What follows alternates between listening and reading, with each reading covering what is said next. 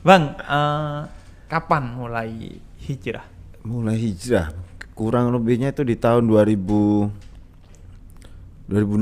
mungkin ya. 2016. 16, 2015, 2016 itu ya. Apa titik pertama yang bikin lo kemudian gua mau hijrah nih? Dari kesadaran diri emang awal keluarga dulu hampir semua di Jakarta semua. Oke. Jadi kan saya tinggal di Solo sama kakek. Ketika singkat cerita ketika almarhum bapak dibawa pulang ke Solo. Dia meninggal di hari Kamis, malam Jumat meninggal. Habis sebelum Jumatan udah sampai Solo jenazahnya. Habis Jumatan baru dimakamin itu. Di situ saya baru merasakan suatu, seperti ini rasanya kehilangan seorang orang tua gitu loh. Iya. Ditinggal sama orang tua, ditinggal sama bapak itu rasanya seperti ini kan gitu. Ibu juga gak ada waktu itu? Waktu itu masih ada. Tapi ibu balik lagi ke Jakarta sama kakak yang ke nomor 2, nomor 3 balik ke Jakarta lagi, mungkin selisih kurang lebihnya 1 tahun. Ibu tiba-tiba itu telepon, Mas Roni, ibu pengen pulang gitu. Karena kan di rumah ibu nggak ada temen lagi, nggak ada kawan. Maksudnya di Jakarta itu nggak ada temen lagi, nggak ada kawan lagi. Adik udah kerja, kakak udah pada berkeluarga semua. Ibu di rumah ketemu mungkin cuman kalau malam hari ketemu. Dan akhirnya waktu ditelepon itu langsung refleks itu, mau nggak mau langsung saya jawab, ya Bu, insya Allah, Bismillah gitu. Tapi syaratnya satu, Mas Roni buat sholat lagi sama ngaji lagi. Nah, ketika itu siang-siang bolong saya langsung jawab, insya Allah Bu, Bismillah. Selama 1,5 tahun pernah disamperin sama seseorang, itu mungkin saya panggilnya Om ya. Beliau tuh pernah bilang, ayo Mas Roni ngaji. Saya keingetin nih, kakak saya ini pernah beliin gamis, udah 3 tahun lebih nggak tak pakai. Nggak dipakai, nggak disentuh sama sekali, cuman digantungin aja di gantungan pakaian kan. Saya ingat saya ambil, saya kebutin, saking lamanya itu nggak dipakai sampai berdebu. Jadi nggak nyempet nyuci, cuma dikibasin saja buat belajar berangkat ke pondok. Mau berangkat ke pondok aja itu nggak ada motor, nggak pegang handphone, nggak ada sepeda, udah pasrah. Keluar dari rumah cuman Bismillah, saya pengen belajar. Itu kemudian udah surat serius. Sampai dari awal itu mau berangkat aja itu masih di tarbiyah juga. Mau berangkat kan lumayan jauh dari rumah. Ada orang lewat, saya berhentiin. Bisa pertama kali ya berhentiin. Oh, saya ada perlu, Mas, nggak bisa nganterin. Oh yaudah nggak apa-apa. Ada orang lewat lagi. Lewat, diberhentiin. Nggak bisa nganterin lagi. Yang ketiga itu ada yang nganterin, maksudnya ada kawan lah di bawah usianya di bawah saya. Loh, Mas Roni mau kemana? Saya tolong anterin dong di pondok pesantren Takmirul Islam di yang tempat Bali. Om itu. Ya, yang di tempat Om belajar yang ketiga kalinya orang datang itu. Sampai akhirnya yang ketiga kalinya itu tanya, Mas Roni emang udah bangun? Kok tiba-tiba pengen belajar ke pondok gitu? Saya ditanyain, kirain orang yang ngimpi gitu. Iya. Tanyain gitu. Udah, saya anterin aja, nggak usah banyak tanya kan. Dapat 1 lampu merah, ditanyain lagi, Mas Roni beneran nih udah bangun, nggak ngimpi? Mas bangun dulu Mas gitu. Masa mau ke pondok sih gitu kan? Nggak lucu gitu. Saya tanyain, udah anterin aja, sebentar lagi udah sampai gitu kan. Sampai dapat lampu merah kedua, masih aja tanya lagi, Mas Roni serius Mas mau belajar di pondok? Sampai saya kan kesel kan, udah 3 kali tanya. Saya bilang, udah kamu nggak usah banyak bicara daripada saya pukulin ntar kamu di sini. Saya bilang, mau nggak mau kan orangnya tetap nganterin akhirnya. Oh iya mas, dianterin lah sampai pondok. Dianterin sampai pondok, ketemu langsung dengan beliau, ketemu dengan Abah Ali, ketemu dengan Pak Kiai di situ.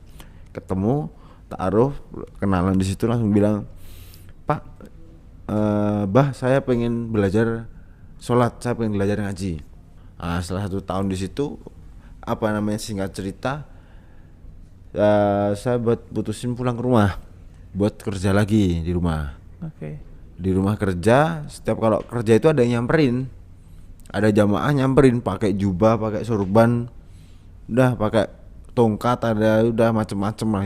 Ada yang jenggotnya panjang, disamperin silaturahmi. 2 orang 3 orang datang silaturahmi. Pagi siang sore selama sebulan lebih. Sampai saya ini bingung, risih.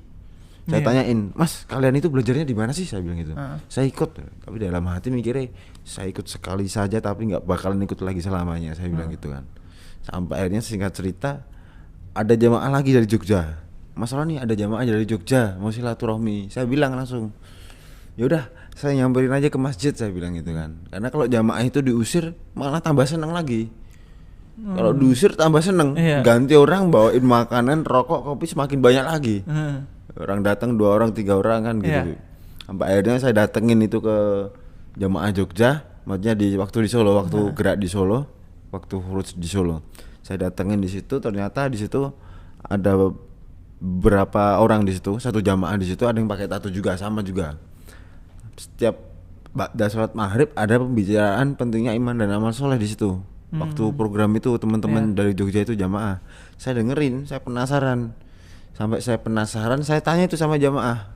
Setelah saya mau pulang ke rumah, saya tanyain, Mas, jamaah kayak gini adanya di mana Mas? Belajarnya di mana? Saya pengen ikut langsung, saya bilang gitu.